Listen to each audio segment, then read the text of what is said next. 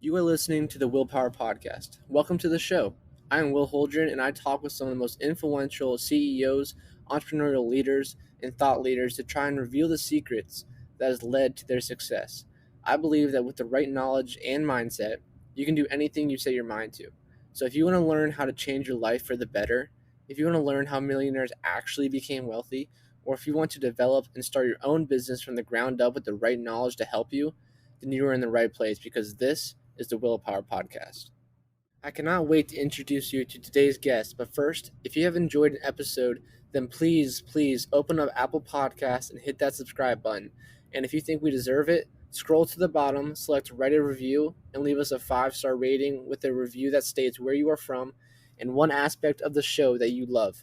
Once you do that, send me a screenshot and I will feature you on a future show and shout you out on my Instagram that has over 10,000 followers. Now let's get to the show with our newest guest. No way that we go is a one-way street. Nothing that we love is a one-day key.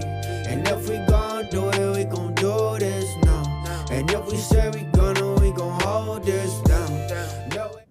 How's it going, everyone? My name is Will Holdren, and I am the host of the Willpower Podcast. Today we have a very special guest, and her name is Lindsey DellaSala.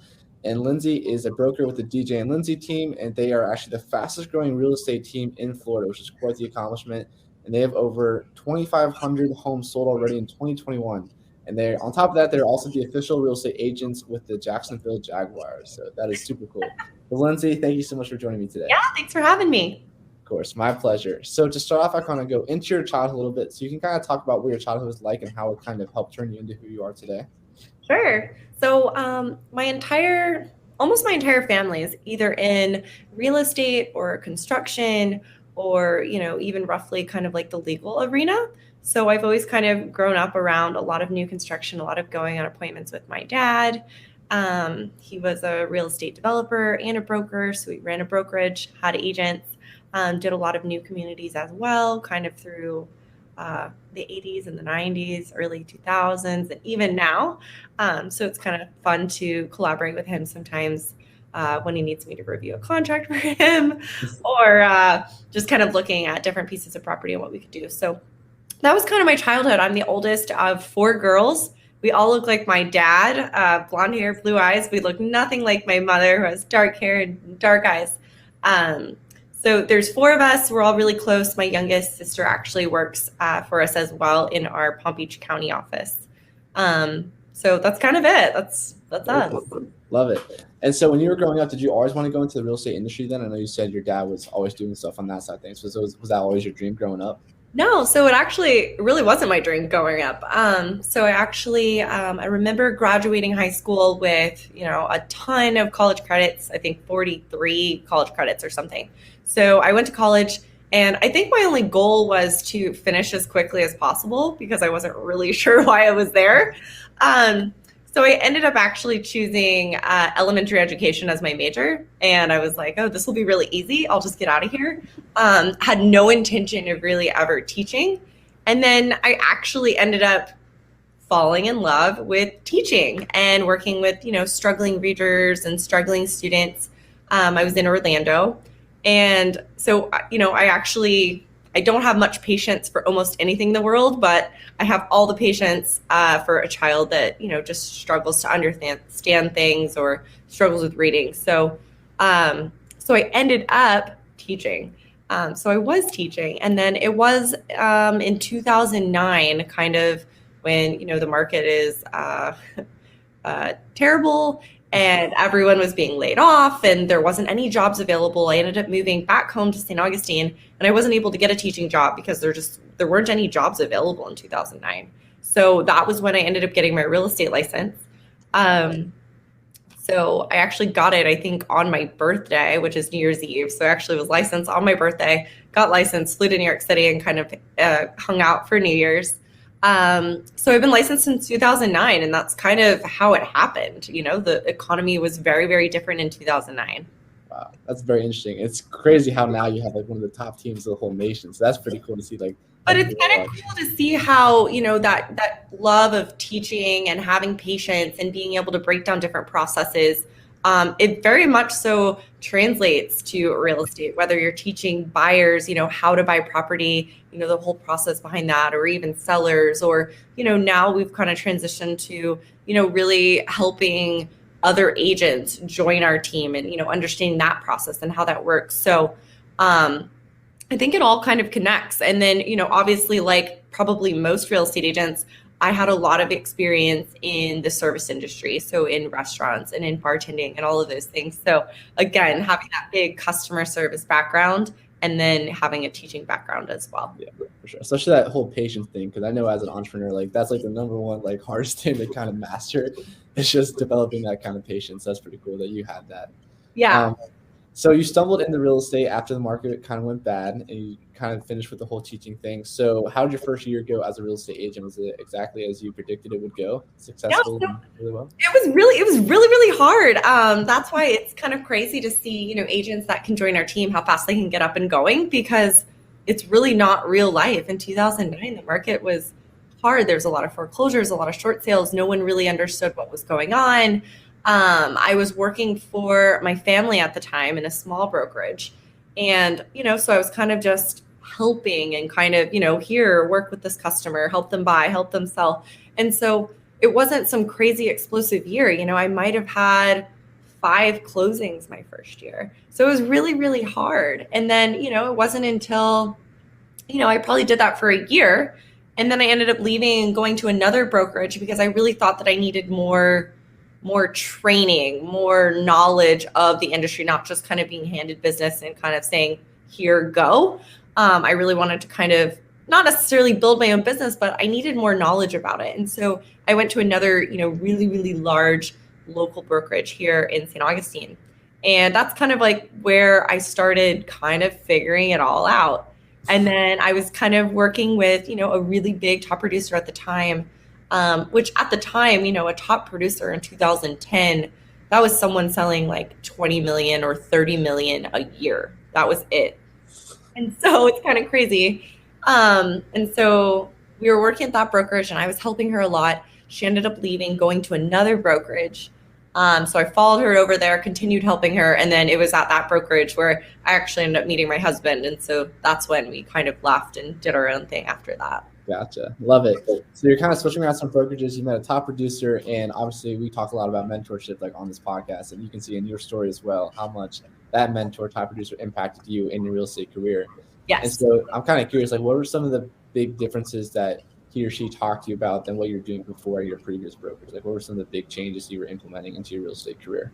Just about, I think one of the biggest things was just getting up, getting dressed. Just really being ready for success. You have to get up, head to the office, be in a position where you can be successful. Because when you're an entrepreneur, it is so easy to say, oh, the sun's out, I'm going to go to the pool or to the beach, or, I'll run some errands, or I'll sleep in, or binge watch this new show on Netflix, right? Because for yourself, you don't have a boss. So, I think it is so important that people develop that morning routine and that daily routine, and they get in that mindset of every day I wake up unemployed, right? And so I have to go to work and I have to gain employment every single day. I have to get new customers and new clients and new buyers and sellers. And I think if you can always have that mindset that, you wake up, I don't have a job today, I need to go to work. So that was something that was kind of instilled pretty early. And to me, it's interesting because I feel like in real estate, like you can pretty much replicate what other people are doing into your own real estate business, and you can just become successful just as they are. But obviously, a lot of people don't end up doing that. Like sometimes that's the hardest thing is, there's so many coaches and gurus and blogs and podcasts about how to do all this. But at the end of the day, you have to do it, right? You have to implement it. You have to take action and say, I'm going to do all of those things today. You can sign up for, a really expensive coach for any industry you're in, but you have to do the work, right? You can't just pay for the coach and pay to be in these networks and just say, the business and everything will just come my way. You have to really take action and put it into motion. Yep, exactly. And one of the ways you did that, just like you're talking about, is having like a morning routine, developing discipline, having the right mindset for the day. So I'm kind of curious, like in your opinion, how do people kind of learn to develop that kind of discipline needed and the mentality needed in order to become successful? Because a lot of people are like, oh, I guess I don't really need to do it today. I can just do it tomorrow kind of thing. Yeah. So, I mean, there's two different people. Some people are going to be really driven by that fear of not being successful, of not having any money, of not being able to support certain people. And so that fear will cause them to, make that change and get up and get going. And then there's other people, maybe more so like myself, and, there's several, agents and leadership in my brokerage now that they just love to win, right? That's why they get up every single day, is they just want to win. They want to make money. They want to invest in real estate. They want to invest in other businesses. And so that really just drives them. And so it's hard because when you're starting off and, you're starting a new business, you really need to understand, like, why are you doing this? What drives you? Because if you're not obsessed with it, it'll be very hard to be successful, because you'll always find excuses and reasons to talk yourself out of going to work that day. Yeah, 100%. And for you, what was your why during those times?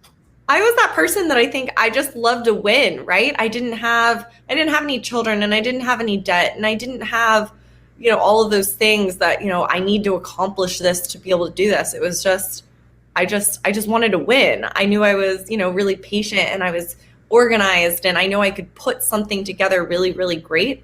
And so that was just who I am. But there's very few people that are like that. And I think that's okay too. I think we all have the same chance to be successful in whatever it is we want to do.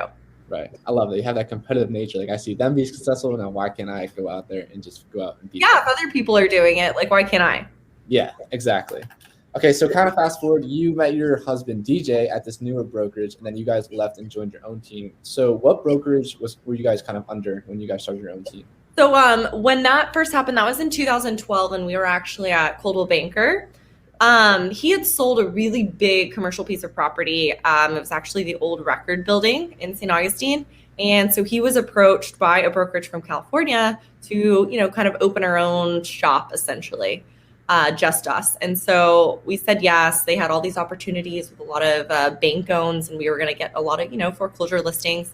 And at the time, that was pretty cool. And so we ended up leaving, going there, and it was really just us. We were by ourselves. They opened our own office. It was just us two. And so that's when we learned to basically do everything ourselves, run an entire office, although someone else might have been paying for, maybe rent and utilities. Everything else we were doing on our own. And so, we were only there for maybe 6 months when DJ was like, hey, why don't we just open our own brokerage? And I'm like, what? Are you nuts? Why? Like, why would you do that? And he was just like, I just think we can do it. And so I remember he went and took his course, went and took the test, passed the test. And, we're looking at, different office spaces. And I remember our first office we opened was almost 2,000 square feet. And I'm like, it's just us. Like, what do we need all this space? And, we furnished it. There was probably 30 chairs in there and, 25 desks and a conference table. And I'm like, what are we doing? It's just us again. Like, we have this whole office with all of these like desks. And he's like, I swear they will come. And I never even remember that space being empty. I never even remember it being just us. Wow. Beyond just that one day when I had said, like, this is crazy. What are we doing? And so, that was in 2013. We opened that brokerage. And, with the goal of being kind of that trendy new brokerage, we're going to give people leads, and, we're going to offer high splits, and we're going to give them a lot of these things that everyone said they wanted. And, we did that for a few years, 2-3 years. And then that's when we kind of realized it's hard when you are your own boss, when you're your own agent, when you don't really have a reason to get up and get going. And so we found that some of those agents didn't want to work as hard as we did. And we were really busy at the time. And so that was when we kind of decided, okay, let's bring on, one buyer's agent to just kind of help us. And so I think we built the team kind of the right way, in that it was, out of an abundance of opportunities, not because it wasn't a money thing. It wasn't someone said you should start a team because that's how you'll become wealthy. It was just, we were doing all the right things in our own business, and we were becoming really, really busy. And so that was when we decided to grow. And so we brought on one buyer's agent that kind of could help us. And then kind of from there, That was in 2015, end of 2015, early 2016. She's actually still with us now. She's our broker now. Yeah. And so just kind of ever since then, we just kind of doubled agent count every year, and we doubled the units we sold every single year. I mean, it was crazy to go from, 100 to 200 to 400 to 800 to 1,500. And now I think by the end of the year, we're going to close out maybe 3,000 units by December 31st, which I think our goal was only 2,500. And we're going to sell $1 billion this year, like closed. So it's been really, really crazy, but I feel like we grew very slowly, and we made sure we had all of those procedures really, in place and tight, because if someone was going to join us and believe in us, we knew we had to know exactly what we were doing.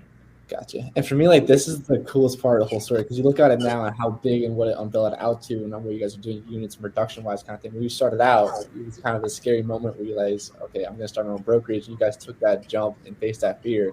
And like, in your opinion, like, how were you able to kind of take that jump? Was your basis just that, okay, DJ said we could do it, so we're going to do it? And you're like, was that your whole? Yeah, he's kind of like this. He's a very calculated risk taker, right? And so that's what he always does, right? He's kind of this dreamer, and he just like kind of throws it out there. And then I'm kind of like, analyze it all. We can do this now. We can do this next year.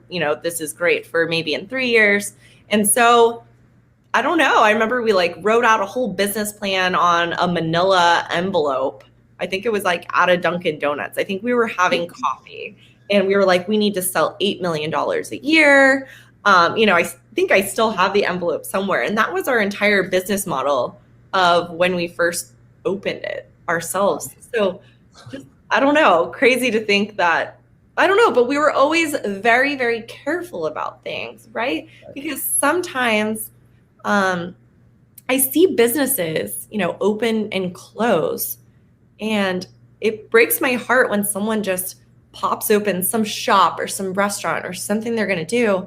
And I know what the rent costs are. I know what it costs to hire employees and insurances and utilities and all those things. And sometimes I just look at someone and I'm just like, how many water bottles do they have to sell in a day to stay in business? And I don't think, although that's such an easy thing to think of, that you should reverse engineer your business, a lot of people, I think, skip that step. And they just see that someone else has a water bottle selling business, like brick and mortar, and they go, well, I can do it, and I can do it better. And I'm like, that might have been a failing business that you were looking at, and you're going to fail too, because you didn't do kind of that proper planning. And so we were always very careful about things like that.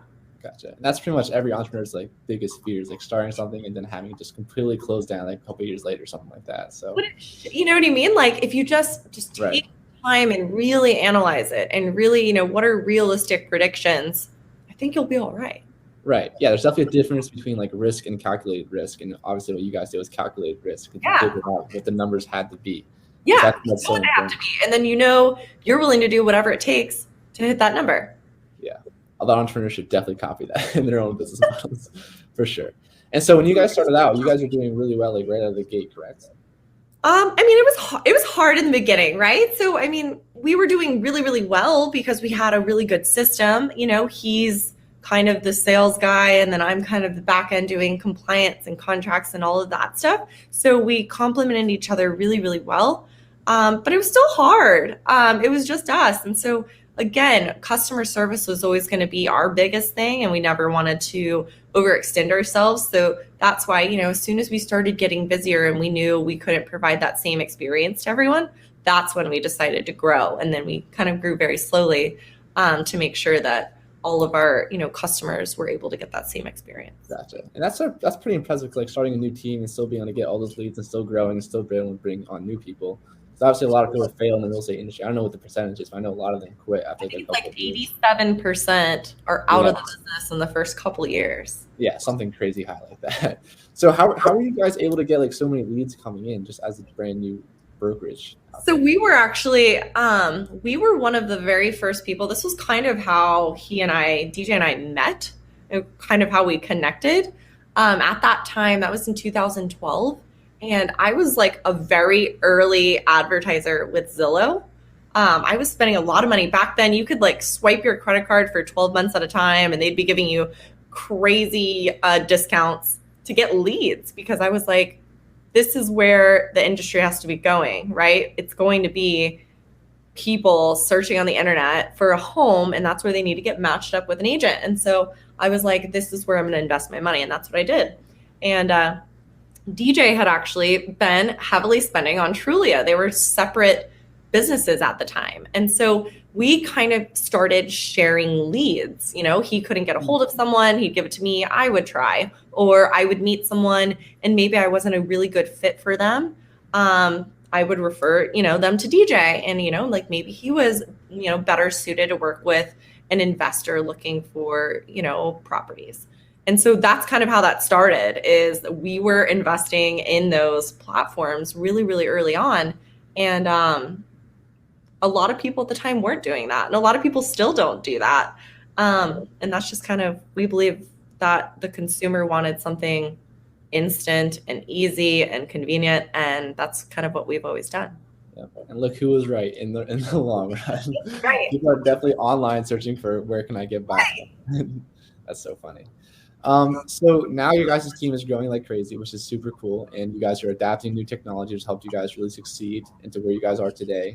So I'm kind of curious, like, when did you start transitioning more to just focusing on bringing new agents? Because I know you mentioned before that you guys really focus on recruiting now and kind of building that team out, and as opposed to just selling stuff yourselves. Yeah, so it was in 2015, 2016, DJ and I were still very much selling, right? We were in production doing, all the same things that, our buyer's agents were doing.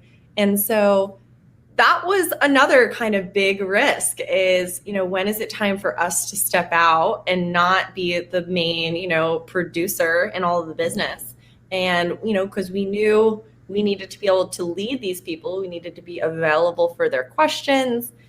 We needed to grow them. We needed to hire more of them. And so that was probably in 2017 that we were like, okay, it's been a year, 2 years of kind of building this. Now's when we need to step out. We need to stop competing with our agents. We didn't think that was good for culture either, that we were also kind of in that same lead pool with them, that we could be, scraping the cream off the top and taking the good leads.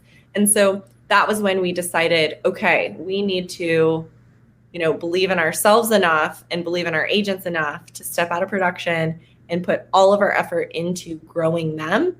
And so that's when we did it. So that's like another really scary thing is, when are you not going to count on yourself anymore and really count on yourself, if that means, right? When am I not going to be the sole person bringing in the money? And when am I going to believe in myself to be a good enough leader to have people underneath me producing? Right. And obviously now it's working out and you guys are still doing that kind of at the top, just like building that team out, which is super cool. Yeah. And another cool thing about your guys' team is that you guys are official realtors of the Jacksonville Jaguars. So I got to know the story behind it. How did you guys actually become the official realtors of the Jacksonville Jaguars? I think that was actually a Gary Ashton kind of referral. He's the official realtors for the Titans. And so he kind of linked us up with someone and was like, hey, you need to talk to these people. And, it's kind of cool being involved with an NFL team because, just like they mentioned, it's great for them to get these really, really big endorsements and sponsorships from other, larger companies, be it someone like Gatorade or Hard Rock. But, they really love when it's someone local that, is just kind of like them, right? So you have the NFL being big and then you have Jacksonville Jaguars being local. And so, it was a really nice partnership that we were both kind of doing a lot in the community. So it kind of made sense for us to kind of work together. Very cool. So Gary just knows everyone, apparently. Right. He knows everyone across the world, really. So were you able to meet like most of the football players on the team? So we've met a bunch of football players, a bunch of the coaches. We're in Zoom calls with them, kind of talking about buying a house or selling a house or investing in, real estate or duplexes and things like that. I actually think our marketing team is at the Jag Field right now with Coach Walt, one of the coaches. We just sold him a house, and so I think they're kind of filming with him some testimonial stuff. So that's very cool. I'm kind of curious, did Trevor Lawrence buy a house from you guys? He's actually building a house. So He didn't. Got you. So that's not part of you guys, though. Right. That's so funny. That's awesome, though. So you guys are on top of the world right now, pretty much with the Jacksonville Jaguars, a successful business. That's really awesome. And so kind of like looking to the future, like what are some of your big goals you guys want to accomplish? Like how big do you guys predict you guys will become like next couple of years? Or what are your goals that you guys want to hit? Yeah, I think we want to just steadily grow, and we just want to maintain the experience for buyers and sellers and for agents and employees. Like DJ always talks about how he wants to be the greatest place for people to work, right? He wants every day when people come to work, whether it's agents or W-2 employees, to feel like Disney World. Like this is their safe space. This is where everyone supports them and listens to them and their ideas and their goals and what they want to do. So I think we're just going to kind of keep doing that. We're just going to just keep going and keep growing with the right people. Right now we're in Jacksonville and St. Augustine and like Palm Coast. And then we have the office in Palm Beach County and Jupiter.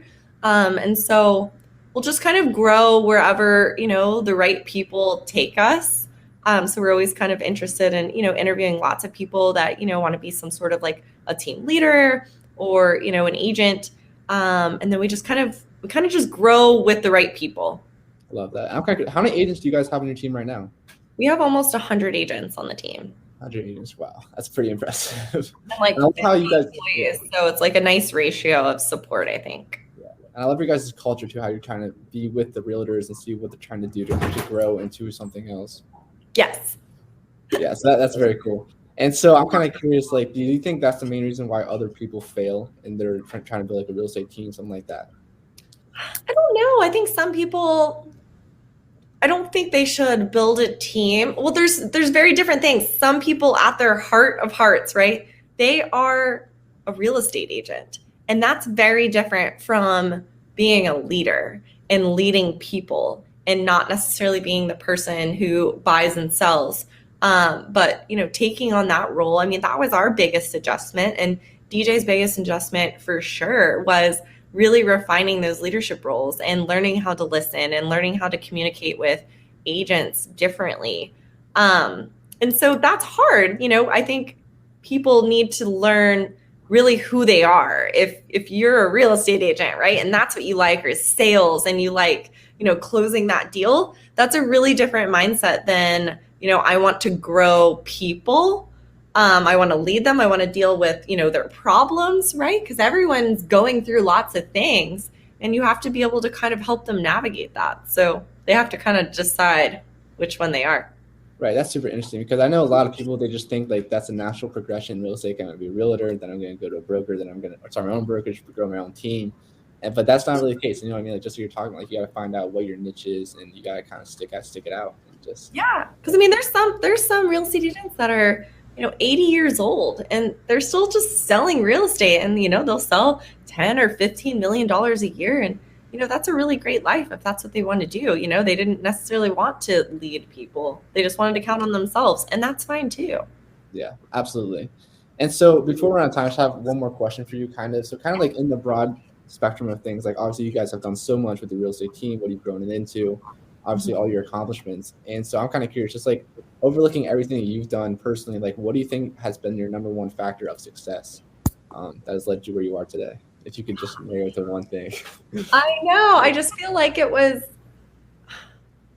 just finding the right people and just not settling for just good enough, right? Just saying, I have to be around, whether it's people that you hire or even people that you socialize with, right? You can cut out things and people in your life that don't add to it.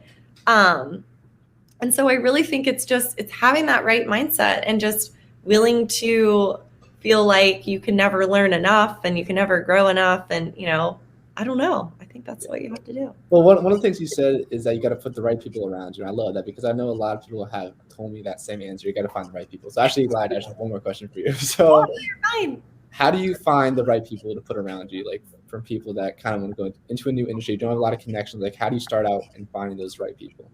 We interview so many people. Sometimes I think we interview maybe 50 people a week, right? And so we won't hire them unless we think they're a good fit for what we're looking for.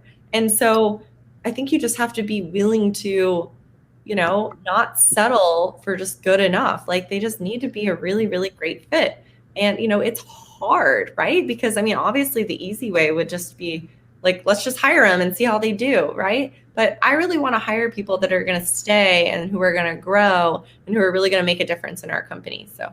Gotcha. And so when you are interviewing people, like what characteristics are you looking for to stand out? So really we're just looking for someone mostly that just has that positive attitude, right? I think an attitude is not really something that I can coach or I can teach, right? That's who that person is. I can teach them skills. I can teach them processes, but I can't teach them to, feel like every day I need to get up, have a positive attitude, be willing to do whatever it takes. And so that's really the only person we're looking for, whether that's in a real estate agent or whether that's in my accounting department, whatever it is. I just need someone that wakes up and just has that good attitude, just optimistic, someone who's just willing to figure it out. That's really all you need.